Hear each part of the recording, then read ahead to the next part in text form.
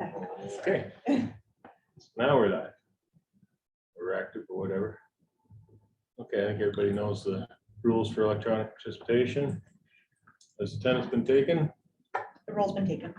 Thank you. Any declarations of conflict of interest? Councilor Carpenter.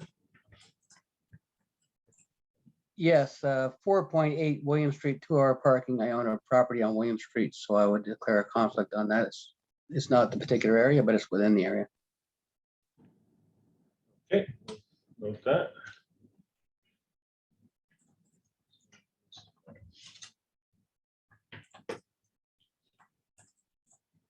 And these grab all this stuff. Was your Wi-Fi down too? Okay, hold on.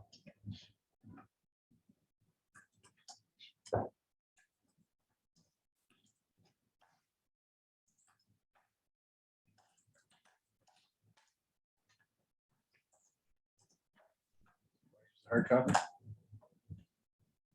Okay. Old school. Okay.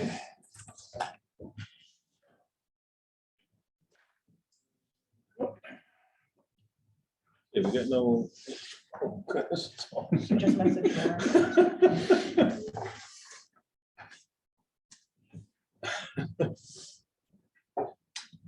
Okay. No delegations.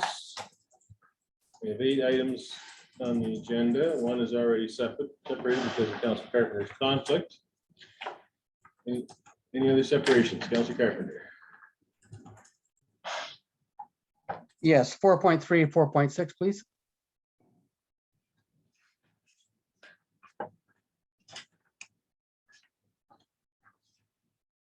Mary Davis? I don't have the agenda in front of me, so I can't get in through Wi-Fi, but I think it's the automated speed camera. Is that the first one? Provincial Offenses Act, camera-based offenses. Right. Yeah. Okay, 4.1. If you want to come sit here, Mayor Davis, I have it open on the laptop. It's okay. Sorry. I can move. Because I can't access mine, I gotta try to remember which ones I had.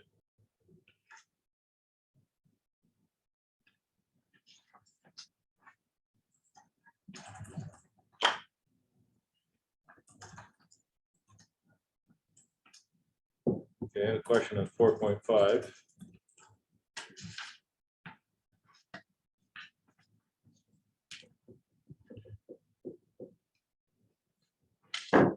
Okay. We have a mover and seconder for all the items not separated. Carpenter, seconded by Mary Davis. Oh, Councilor Secole, didn't see you there initially. Okay, have a moved and seconded. Questions, comments? Seeing none, all in favor? Carried. All right, separated items.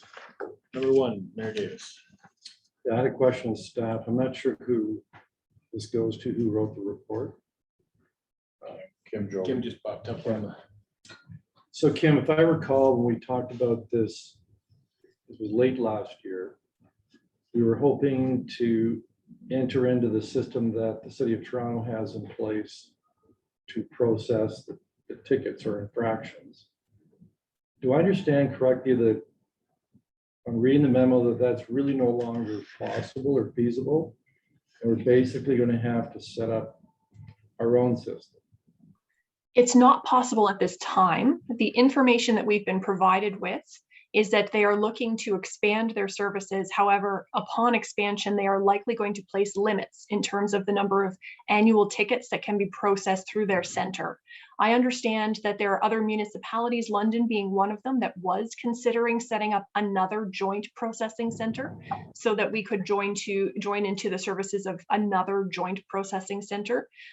Doing that internally, what I had indicated in the report was that it wouldn't be possible for the provincial offenses or the APS staff to do that work because it would be a conflict of interest. So if we were to set up our own processing system where we were the ones reviewing the photos and determining who was going to receive the tickets. It would have to be staff from some other aspect of the corporation. And I think that there would be some significant difficulties with that. Just in terms of what we're hearing for projected potential offenses, I think that it would take quite a number of staff in order to be able to process all of those offenses. Right. So what you're recommending then is we proceed to enter into a partnership with maybe London, maybe some other municipalities to create our own joint processing center or system? It's not before you today in this report, but that's certainly something that we could be provided with direction on to look into that sort of a system. I haven't done any of the preliminary work in terms of whether or not that is feasible in terms of the expenses, but where we have looked at, what we have looked at is considering whether or not there is going to be room available to us at another joint processing center at some point in the future. And the indications are that hopefully Toronto will have that capacity in sometime in 2023. Okay, well, sorry, Kim, I can't get into Eastgrad, so I don't have the report in front of me. So I'm trying to go by memory. So right now the recommendation is we just wait. So the recommendation is actually that we implement the administrative penalties system. The reason being that the city of Brantford has the approval to go ahead with red light cameras. There's also the automated speed enforcement that the county of Brant, is going to be going forward with. We understand that they do have room within the joint processing center to start that program as well. And so with those, as well as with the parking tickets that we see at the POA at this point in time, all of those things could be redirected to an APS system to provide the necessary revenue to offset the expenses of operating that system. In addition, the use of an APS system allows us to deal with some of the backlog that has arisen due to both COVID and restricted abilities to access the courts for POA offenses, but also the lack of judicial resources. So at this point in time, the Provincial Offences Court has 1 day of court running per week, one JP that's assigned to Brantford, whereas in the past we had 3 days of court running. So that has created quite a significant backlog. If we are able, and in the future, it doesn't look like we're going to be getting any judicial resources anytime soon.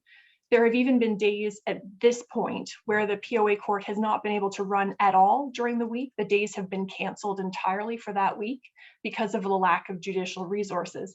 The reason for that is that JPs are retiring. They are not being replaced at the same speed at which they are retiring. And there have been challenges in training them because there haven't been courts running where they could be actually in the courtroom receiving the training. So there's a significant lack of judicial resources. Creating the administrative penalty system allows the city to deal with or to create a system that would prevent those sorts of challenges going forward in the future. Okay, so I understand that, Kim. So what you're describing is the problems with the Provincial Offences Court, very limited capacity to even deal with the volume they currently have. I'm not clear though on what the recommendation is for moving forward so that we have automated speed camera system in place hopefully by next summer. I'm not clear. It's not clear from your report what exactly we're doing then. So what we plan to do next is to go to the Human Resources Committee to recommend a staffing up at the Provincial Offences Court at this point in time. And it would be a graduated staffing up to address the backlog that exists now. The anticipation, and this is part of the Human Resources report, so not fully within the report that is before you today, but the anticipation is that all staff who are going to be added into this system will have the ability to participate in either the Provincial Offences Court stream or the administrative penalties stream. So as we are going through this process of dealing with both the backlog, the coming Part 3 download from the province of Part 3 offenses under the Provincial Offences Act, and then this increase of offenses from camera-based offenses, we can take the resources that we currently have in the court that might be directed into the court process initially and redirect them into the APS. So in the process of giving us the instructions to implement the APS, we would be moving towards the recommendation to staff up to the Human Resources Committee. We would be looking at what specifically is needed in terms of developing the software, sitting on the committee to develop the software, staffing up so that there are staff available to start setting up the process, setting up both the infrastructure and also just the physical resources that we would need at this point in time. And it also comes at a good time because there is a potential for the Provincial Offences Court to be moving into a new location. So as we are looking at changing what the facility looks like, it would allow for those sorts of things to be taken into consideration as well. All right, but how are you going to deal with, so I get you have an administrative penalty system, which you can, through that, we can process the infractions. But how are you going to deal with those situations where there's a dispute by the person who gets an administrative notice of an infraction? Like if there's no JPs, how do you deal with that? So currently, the way that we would be dealing with it is to try to have a greater number of resources setting at early resolutions. So that would deal with the backlog. In terms of these automated enforcements that are coming, the red light cameras and the ASCs coming from the city and the county, they will have to go through the POA system. We understand that there will be a greater likelihood of just payment of those fines, although in COVID times, what we're seeing as a trend is that people are objecting to the fines. They're wanting to send it through to a hearing or to a trial in order to just lengthen out the time they have to pay it. They will ultimately pay it, but they're lengthening out that time. That's what the trend is that we're seeing, at least at this point. So it's setting up the system at this point in time. That's the instructions that we're looking for. Ultimately, when we have the system in place, there will be hearings officers. And those hearings officers will be the ones who are ultimately sitting in the same function as a JP to resolve the issue, to either accept the charges, to reduce them, or to cancel them. You look like you. But what about upholding them? Yeah, exactly. To accept them. Sorry, uphold them. Okay. So they'll be like a judge or a JP. Similar to a judge or JPS, you're correct. The difference is that the level of evidence that is required to go before a hearings officer in relation specifically to camera-based offenses is somewhat different. So with a camera-based offense, it is strictly the camera, the photograph that is being relied upon as evidence. So they don't require the officer who issued the ticket to attend and give evidence as to the actual ticket itself and the circumstances surrounding it. The photograph speaks for itself. So it does streamline the process. It allows for shorter hearings and it allows for less staff to be involved. So where does the appeal go from a hearings officer decision? That's a good question. So it's just an administrative tribunal run by the municipality. So if there was any sort of appeal, my understanding is that it would be a judicial review of the decision. My last question, Mr. Chair. So the hearings officers will have to be, I think the report said this, they'll have to be independent. They'll be on a contract basis. They won't be considered like city employees because they have to be somewhat independent. Is that right? They're contract employees, I would say, or contractors, I suppose I should say. Typically what municipalities are doing is hiring them on a per diem basis. So there's just a cost per day. And they don't report to a supervisor. Correct. Yeah, okay. All right. I think I understand it now. Thank you. Thank you.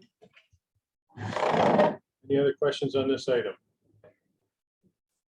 Seeing none, can I get a mover to put all the separated items on the floor? Mayor Davis. Second by Councillor Scully. Okay, with nothing further on this, we'll call the question on this first one. 4.1, all in favor? Carried unanimously. Okay, now that I'm into my system, I had a question on 4.2. Won't affect the outcome, but the report talks about sightline issues on that intersection. Is that something that we need to have property standards go in and deal with shrubs or hedges that are in the sightline area, or are they on private property? Somebody that can address it? Oh, there you go. Yep, sorry, they're on private property, but even with trimming, they're still going to be an issue because it's on the approach to the intersection as well, and you need to be able to see opposing traffic as you're approaching the intersection if it were a yield sign. So when staff reviewed it, they just felt it would be best that it be controlled by stop, so vehicles or motorists can stop and look both ways before entering the intersection. Okay, thank you. Thanks. Councillor Carpenter, you had 4.3. Henry Road bicycle facilities. Yep, just sort of the staff. I'm looking at the drawings on page 15. Are we making sure the sidewalk is going to go all the way down Henry Street on the north side?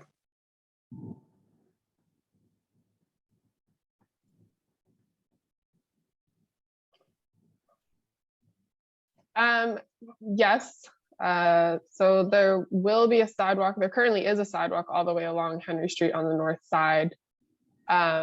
But we will be removing the portion of the sidewalk between Bosworth Court and Wayne Gretzky Parkway, since it becomes redundant with the addition of the multi-use path. Just causes more sidewalk and path. Yeah, okay. Exactly. It just causes more operation costs in order to clear it in the winter. Okay, and we have sidewalk all the way down the south side. Now, the issue, the intersection of Rodden Street, that's a turning lane. Am I seeing it heading east, southbound turning lane? Sorry, let me look. Can you say that one more time? It's page 14. It shows wait a minute, make sure I'm on the right street. No, sorry. No, it's page 15. It shows the at Rodden Street. Is that a left turn lane? Yes, it will be. Now coming eastbound, or sorry, yeah, eastbound on Henry Street, I don't see a right turn lane. There's no right turn lane there? No, there's not a right turn. It's still a designated left turn onto Earl Avenue. Okay. Now, the bus stop that's there, if that bus stops, is there going to be a curb cut in so there's a place for the bus to pull over, or is that when the bus stops there, is that going to stop all traffic?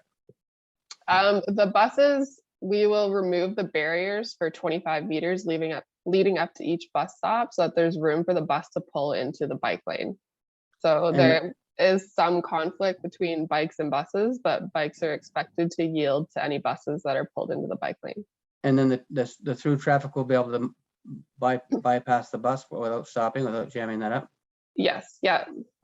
Generally, with center left turn lanes, a lot of vehicles will partially pull into the center left turn lane to avoid the buses that are stopped. Okay, and there's no oncoming. And my final question would be, the traffic going down Henry Street in a single lane, when they get to Brock Street, there's no left turn lane there. I see. And that's can be a concern for blocking traffic up coming around down Henry. Now Henry Street's going to be 2 lanes to 1 lane. We're going to have longer lines of traffic. When it gets to Brock Street, if there's not a left turn lane there, that will stop traffic up, because traffic coming under the bridges is the sight lines aren't good enough for people to be very, very clear about making a left-hand turn there to be able to see. Yeah, I can review the numbers that actually make left turns onto Brock Street there and confirm whether that's going to jam up traffic or not. Alternatively, the bike lanes could end earlier in order to extend the left turn lane, but right now there's not enough space to have both the left turn and 2 sets of bike lanes all the way up to Brock. Yeah, and I think that whole intersection has been problematic, and I've raised it to engineering some time ago. That's the shortcut that doesn't exist for the BSAR to get from Eagle Place over to West Street. So a lot of traffic, Brock Street's fairly heavily traveled. Traffic heading that way and using a left-hand turn onto Henry Street, and then on the Harris Ave, and then a right turn on the West Street and Charing Cross. That's the Charing Cross throughway that we decided we're no longer building. So it's also, conversely, it's also the other direction for both traffic coming from Gretzky that wants to get down to Eagle Place. So I hope you'd have a look at that anyways. Yeah, I can review. All right, thank you. Thank you, Mr. Chair. Any other questions? I have one question. Where the bike lanes are going to be on the road for Henry Street, is there any on-street parking there now? No, there's no current on-street parking along all of Henry Street. Okay, so that won't be an issue going forward. No. Seeing nothing further, we'll call the question. All those in favor? Opposed?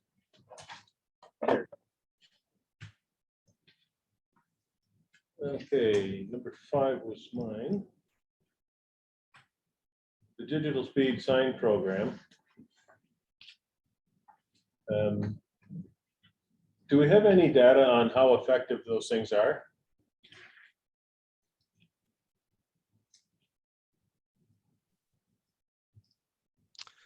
Through the chair, David Ferguson, Manager of Traffic Services. So we have done, there are some industry evaluations on digital speed boards. The findings are that they are effective when installed for a month period of time. After that 1 month, we have a tendency to see that volumes will start to creep back up. And so that's why you will see that many municipalities will rotate the signs on a monthly basis.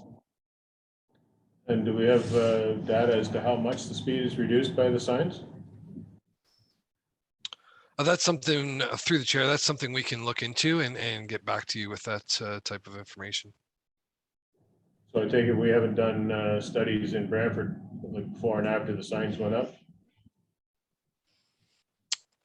Through the chair, I would ask Rob Smith if he's aware if we have any of that type of data currently. We do not have before and after data, but we did acquire some new speed recording devices this year that we can record the speeds before the digital speed signs are installed, and then we can look at the speeds after. So it's definitely something we can look into going forward. Yeah, I think it'd be good to have that information when this comes back for the next round of purchases. Yes. Because this one's just asking for the first 5 up front, right? Through the chair, that's correct. Okay, yeah, so if we could have some Brantford numbers when this comes back for additional cameras next year, I'd appreciate that. Any further questions, comments? Seeing none, we'll call the question. All in favor? Carried unanimously. Okay, 4.6, Councilor Carpenter again. Pedestrian crossover policy. Yes, thank you. And thank you for this, including now the type D, I guess type D is there ability when we put these in, if we want to move from type D and we think that they need to be type C, is there an ability to make that change relatively easy? Yes, the type D, the difference between a type D and a type C is just the rapid flashing beacons. So if we decide we want to add the beacons as an additional safety feature, we can certainly add them down the road. And is the difference between the beacons 5,000 and 20,000? Is that beacons $15,000? The beacons are very expensive, yes. Oh, okay, they are. Okay. Well, how long before we pass this will these be in place? Will they be in place in time for the school season? The intention is to do them this year, yes. Okay, thank you very much. I appreciate that you looked at this. I've had constituents talk about Hansford Drive and Barrett, and you're right on top of it. So thank you very much. Yes, sir. You're welcome. Any other questions? Seeing none, I have one. Have you given any consideration to converting some of the pedestrian signals we have into PXOs once the equipment needs to be replaced? We've thought about it on some of the lower volume pedestrian or intersection pedestrian signals. So that's certainly something we can consider to save costs. Okay, so something to keep in mind going forward. Will do. Seeing nothing further on this, all in favor? Carried unanimously. Okay, 4.8, Councilor Carpenter had a conflict of interest on. This is the William Street 2-hour parking. Any questions, comments? I just had one question. Was there any consideration given to changing the requirements for getting a permit instead of going back to what the parking had been?